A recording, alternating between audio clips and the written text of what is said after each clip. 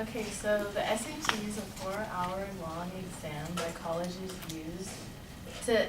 admissions use to test the ability of their applicants, and it's used to test the eligibility of their potential candidates, which mean potential students of that school. And while the SAT cannot be abolished immediately, colleges need to minimize the impact that your SAT score has in the admissions process. According to the College Board website, the SAT is designed to assess your academic readiness for college. And for those of you guys who don't know who College Board is a corporation that administrates, and they're basically the creators of the SAT. And for those of you who do know who College Board is, kind of know they ruined their lives in high school. So my name is Biliana, and I'm going to be explaining why the SAT should not be a thing anymore due to its innate ability to test intelligence, its bias, and also the mental health toll it takes on teenagers all around the world. So my first point being that it does not test your intelligence, and it's an unfair measure of intelligence. So a few years back, a student actually sued College Board for its false advertisement, basically saying that it tests your intelligence and your academic ability to perform, which in reality that's not the case.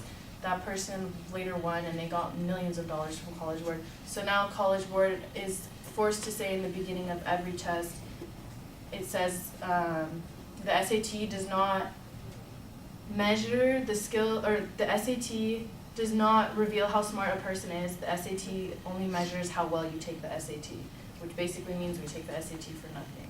And so also in the Princeton Review, which I did myself, it's an SAT prep book and a prep class you take. In the beginning of the book, it says that the test does not measure reasoning ability, it actually just measures how well you take the test. In other words, it's the same thing that the College Board said towards the SAT. And my second point being, the SAT does not measure the skills needed for college, and it certainly does not predict how smart you are. And I can say that from experience because I did not get that great of SAT score, and I'm doing fine in college. And also, it's proven that high school grades are a better predictor of how well you're going to do in college than your SAT score. So my second point is that the SAT is biased. The SAT is biased because it's not really equal, because people who come from wealthier backgrounds and better educational systems have a better chance of scoring better on the SAT because of the readiness and the preparedness they get towards that test. So basically meaning if you come from a wealthy background, your parents can hire you a private tutor, you can take SAT prep classes, which will result in you getting a higher score because you are more prepared for it. Whereas if you're from a low-income area, your parents are working 2-3 jobs just to put food in your mouth, how can they afford to give you a private tutor so you can score well on this exam? So in that aspect, I think it's not fair at all, it's really unequal, and that's also why the SAT should not exist anymore. My third point is that the SAT takes a huge mental health toll on teenagers. It's proven that the SAT does give kids all around anxiety and depression starting at a young age, because starting at a young age in elementary school, we're forced to take the STAR test, which basically prepares us for the SAT. In middle school, we have the Common Core, which is another test leading up to the SAT, and it's been implemented in our brains that the SAT determines our future, and if we don't score well in this exam, our whole life is just ruined. And that's just not the truth, and it's not fair to put all that mental pressure on young kids, and it affects the way they think, and it affects the way they develop, and it's just not the right thing, because no elementary school student needs to be thinking about a test they're taking 14 years from now in high school, their last year of high school, and thinking if I don't do good on this test, then I'm not going to go to a good school, which is going to result in me not getting a job I want. And if I don't get a good job, I'm not going to be able to provide for my family. And if I don't provide for my family, I'm going to be like a loser or homeless or whatever. So it's just like this ripple effect of just stress and anxiety. So yeah, thank you for listening. That's why the SAT should not be a thing anymore, because of its bias. its mental health toll, and its innate ability to test intelligence. Thank you.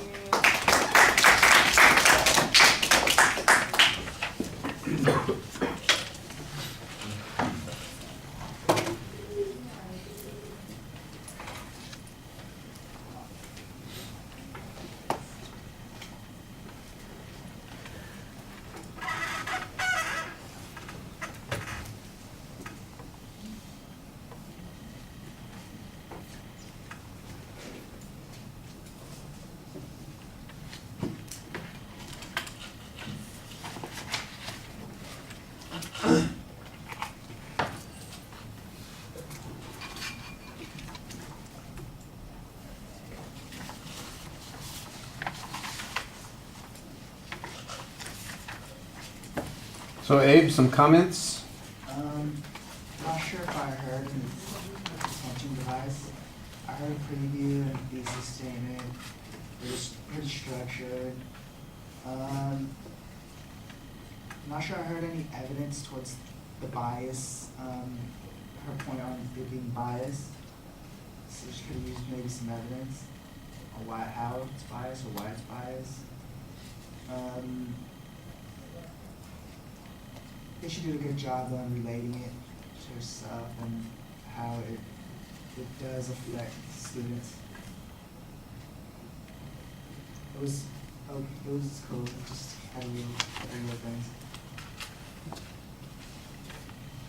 Thank you, I appreciate it. It was cool.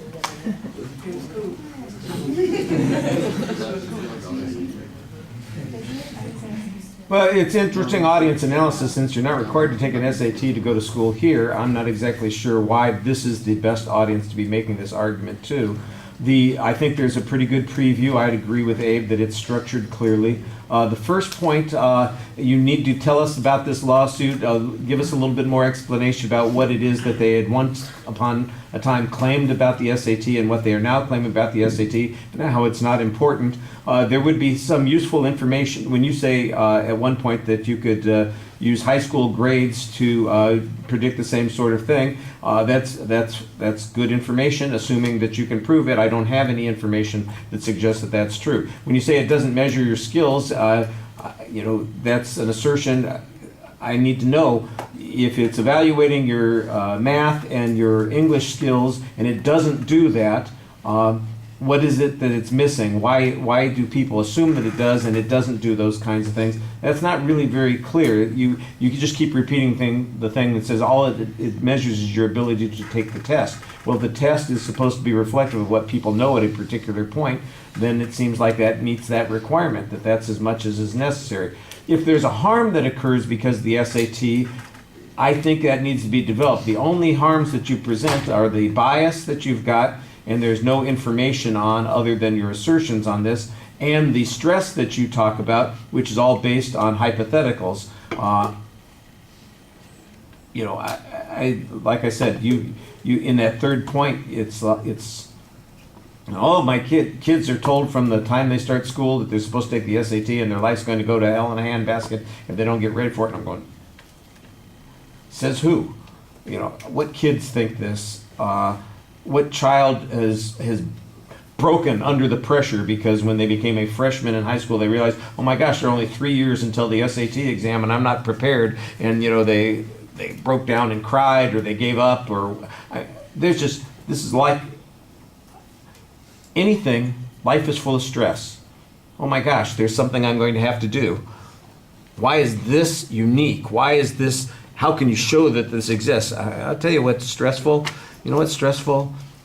Having to get up in the morning, and everybody's going to have to get up in the morning. Oh my gosh, I'm going to have to get up every morning the rest of my life. I might actually have to get a job. Oh, I'm going, okay, well, why is that a bad thing? Why is that different than anything else? Why, what you need to show is it's unnecessary to do, and it creates some harm that we could measure impact. It's mostly just kind of, it doesn't sound like much of an argument here. It sounds like you're just kind of, I'm not saying that there isn't something to complain about. There probably is something to complain about, but you need to develop that argument a little bit more, and it just isn't, it's a little underdeveloped. All right.